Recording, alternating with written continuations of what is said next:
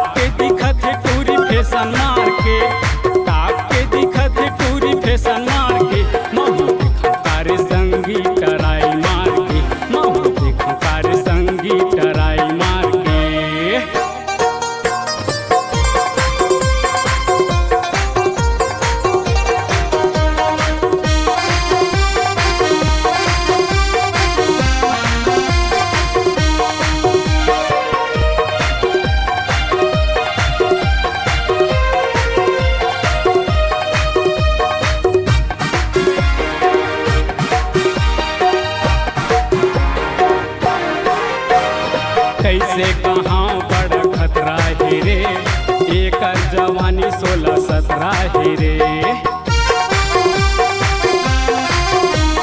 कैसे कहाँ बड़ खतरा है रे, एक जवानी 16-17 है रे।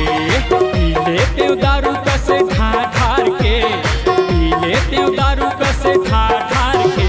महू देखा कार संगी टराई मार के, महू देखा कार संगी टराई मार के।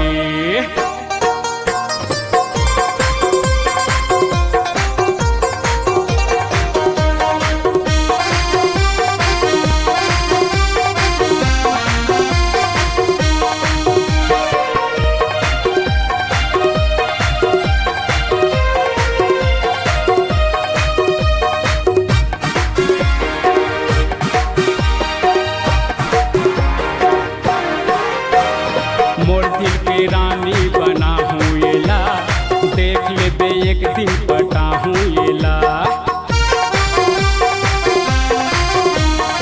मोर दिल के रानी बना हूँ येला, देख ले बे एक दिन पटा हूँ येला। रह जाते दिल में कर डेरा